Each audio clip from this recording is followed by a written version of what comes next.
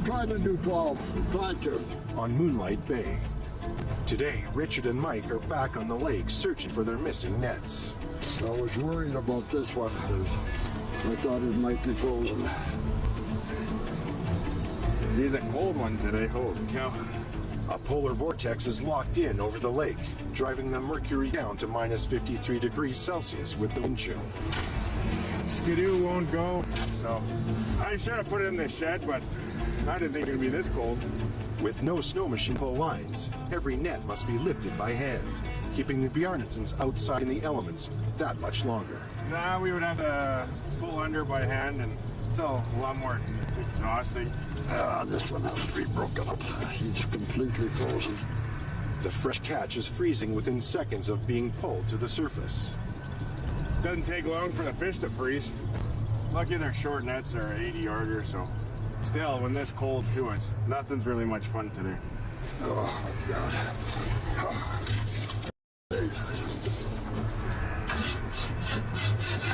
Then, more trouble for the Bjarnasons. Oh, boy. We'll have to maybe leave her for a bit. She's cold. The extreme cold claims another victim. She's so cold, I just shut the bomber off for a while, then tried to start it, and she couldn't. Too cold. Tried the other batteries, and I guess they were in the bomber, so they wouldn't start. They were dead. Nothing working. Skidoo didn't want to start this morning. Bomber calved on the first net, so it's pretty brutal today.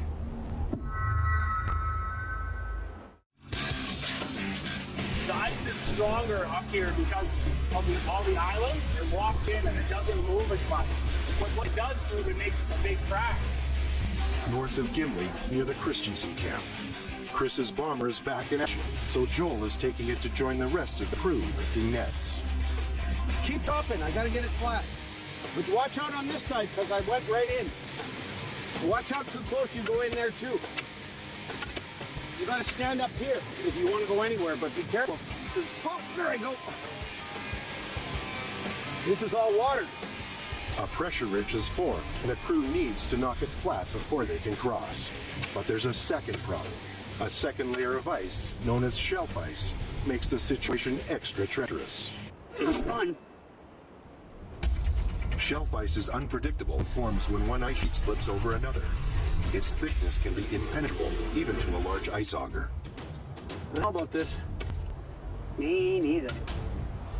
There's ice underneath it. Look at how far the slush goes. You want to go down to the island where we usually cross? Well, you better work on it. You gonna go take a look?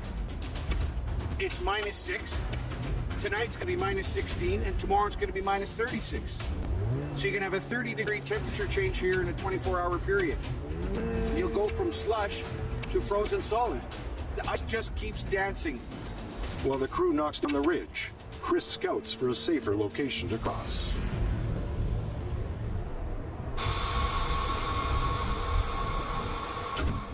Oh, God. On Moonlight Bay.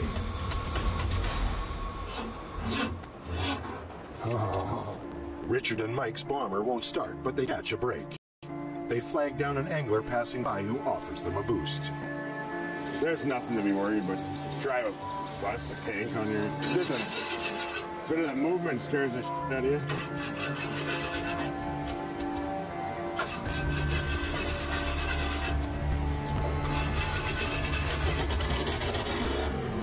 Should be okay now. It's still brutally cold, so they can't risk shutting off the bomber again. Pretty nasty out here, so we'll have to just keep the bomber running for the rest of the day. You cut it or what? You cut it again or what? I don't know what the hell. More bad news. Richard has just accidentally cut another anchor line. I guess we'll have to go to the other end and lower. Where, here?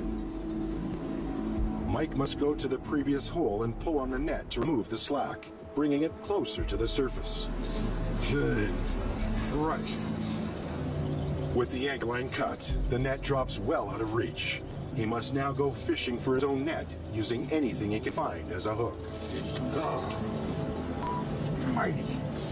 But it's one more thing that's not working today. I'll go to the next one. See.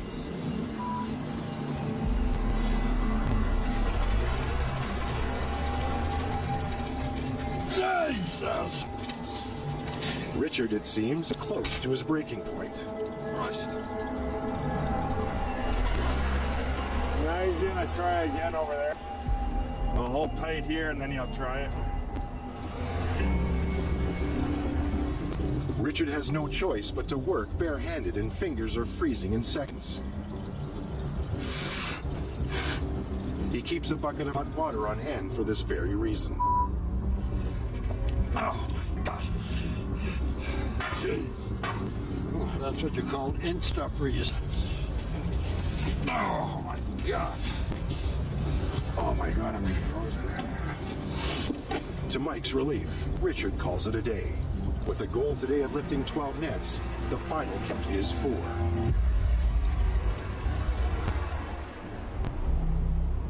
This isn't ideal at all. There's a lot of water there. 80 kilometers north of Gimli. Joel and the rest of Chris's crew wait for his return. He's scouting for a safe spot to cross the ice ridge with not one, but 2 bombers. If he comes back, where we used to cross them here, it's a bit better.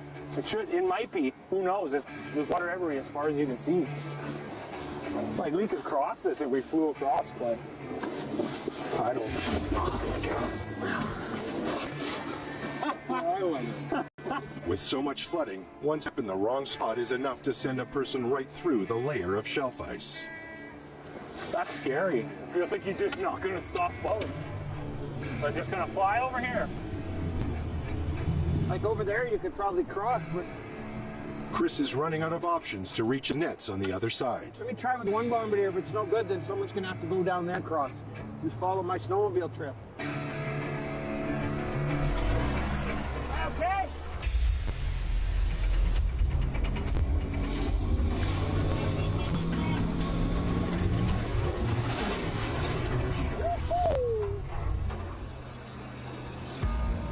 Look at that. That snapped it just like a doggy trick. You gotta close the door yet? Yeah, it's all busted out. How bad is it? It's not great. Chris has made it over, but the shelf ice has collapsed and the crossing is now flooded. There's no way to safely get the second bomber over in this location. I don't know if you want to go across this. If you had another trail, it would be better to go over. Yeah. Is there one right there? I'll just go down there and cross.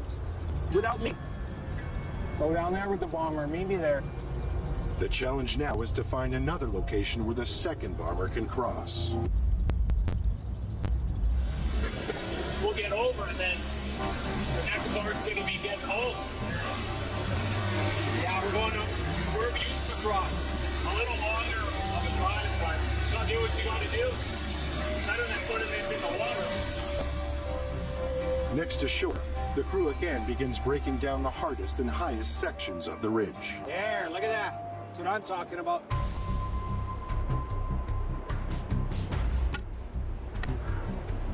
Look at this. This is what you want. Get this out of here. I want the big chunks gone. That way I can fly. Behind you, Jordan. Yeah, that's right. That's right. I'd rather break something getting across and put that thing 3 feet in the air than to spend the rest of the winter trying to figure out how to fish a bombardier from the bottom of the ice. But if anybody's going in, I'm going in, so I'm taking the bombardiers across. Yeah, come in at an angle so you don't f it up for my bombardier. Try to come like this, and then that way you can make a path for them. There's a chunk right there I don't like. Right there, Joel.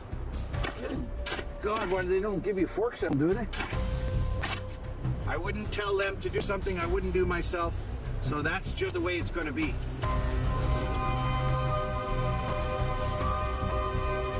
Can you just get out of the way? Move your bombardier, Joel. Cross your fingers, put the foot to the floor, close your eyes, and go.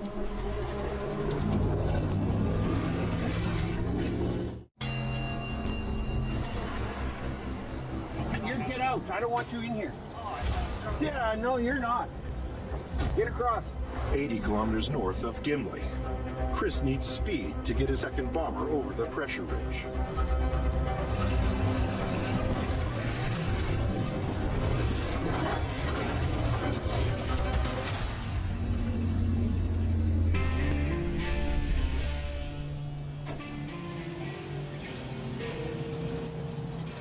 The bomber is on the other side, but the crossing was rougher than Chris expected.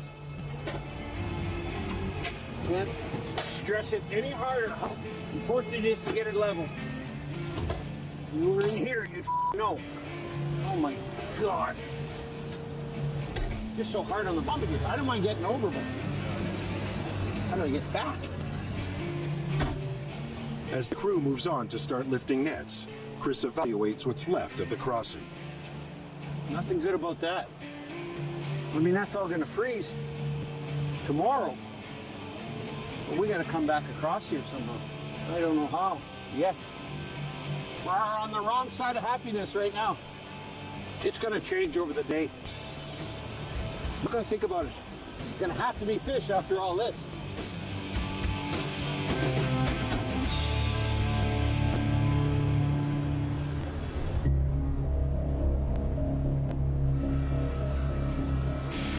Where's the tree? Yep, looks like it. Wow. Despite the danger getting here, the catch makes the trip worthwhile.